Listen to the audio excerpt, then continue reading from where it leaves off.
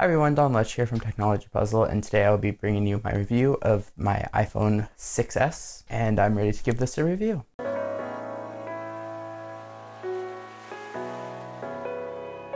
To start off with, the iPhone 6s is not a very specification heavy phone. However, that's fine because Apple has basically optimized this device, and it's probably one of the best devices that I have had in the past. With the iPhone 6s, it's basically the exact same design as the iPhone 6, which is an all metal design on the back and on the side, and then of course you have your screen. However, where it differs is on the back of the device, you have a badge that indicates that it's the S brand of the iPhone. In addition, instead of the FCC information that's been on every single device and basically every phone, instead of all of that, it's now just the Apple information. In addition, the iPhone 6s's enclosure is made out of a 7000 series aluminum, which will basically make the device stronger and will prevent bends and deformations, i.e. there will be no more bend gate, which is basically where the device bends just in half just by simply sitting down if it's in your butt pocket,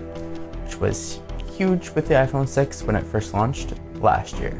With that, it will make the device slightly heavier and thicker. However, it's not that much and one might not notice it. With that being said though, the device is very elegant and premium feeling and looking. However, on the back you have a protruding camera, which unfortunately is not the most pleasant thing to look at, but unfortunately due to the camera sensors and due to the thinness of the device overall, unfortunately it has to be protruding. Let's talk about display now. So the iPhone features a 4.7 inch 750 by 1334 pixels, which is a Retina LED backlit display, and has a PPI, so a pixel per inch density of 326, and can display over 16 million colors. With that, colors come out very gorgeously and very accurately, and text is very simple to read and see. So with the iPhone 6s, it comes with iOS 9 and can be upgraded past that. One of the selling points for the iPhone 6s is the ability to use 3D Touch, which is also known as Force Touch, which basically a feature called Quick Action, which basically when you're on the home screen, if you want some quick actions such as like taking a selfie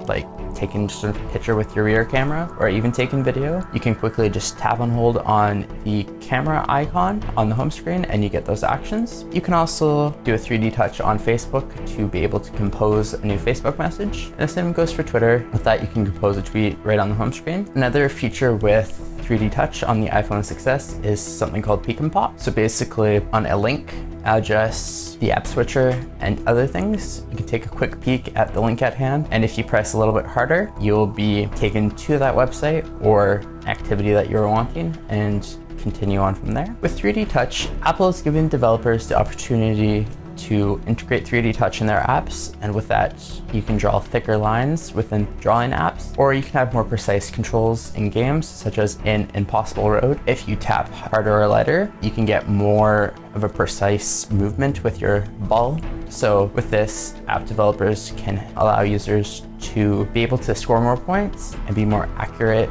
with the apps. With 3D Touch, I did find myself needing to take a couple days just to kind of figure it out, just because it is a little bit confusing at first, just because like I didn't want to press too hard and break the screen just since I just bought it. And also I just needed to find the right settings that suited my pressing abilities. But after a couple days, I got used to it and I quite enjoy it. With the iPhone 6s, Apple has integrated Hey Siri with the device. So basically what Hey Siri is you can activate Siri via your voice. And before, this was only accomplished by having a lightning cord plugged into it and charging. However, with the iPhone 6s, you no longer need to have that cord and you can just do it without charging it. So basically it is always on. With the iPhone 6s, I find it is lightning fast and apps run so smooth, and I don't think I have closed an app once since I've bought the device, and it is super fast with zero lag,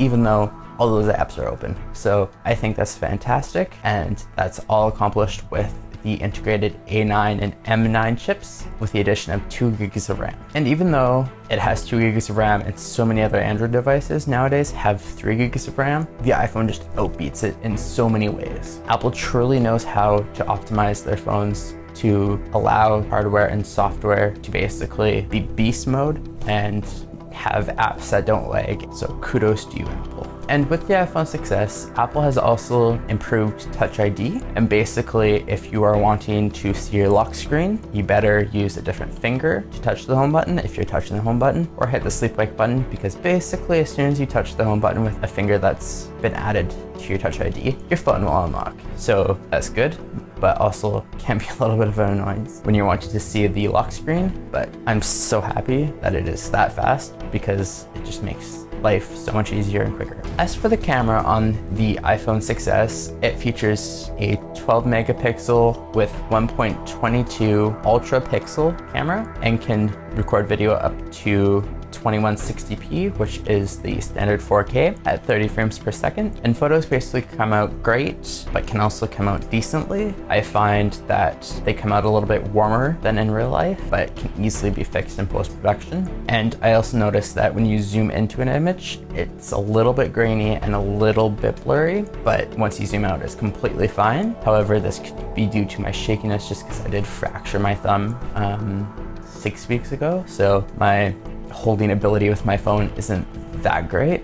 As for the front-facing camera, it features a 5 megapixel camera and can record video up to 1080p at 30 frames per second. And pictures on that come out great for a front-facing camera, and colors come out accurately. And just like the rear-facing camera, it can be a little bit grainy and blurry once you zoom in, but when it's zoomed out, it's completely fine. Another selling point with the iPhone 6s is a feature called Live Photos, which will basically take a couple seconds video clip before and after you hit the shutter button on a photo, and will create like a GIF effect, which you have to activate by pressing and holding on the screen, so using 3D Touch. Basically, you can also set these as your wallpaper on your lock screen, so you can have a live photo on your lock screen to kind of make it look cool. So as for the audio on the iPhone 6s, it's not too bad, but it's also not the best. However, depending on your position of your hand, it may block the speakers, and in which will distort the audio, which can get a little bit annoying from time to time. As for the battery of the iPhone 6s, everyone is always saying the iPhone battery sucks.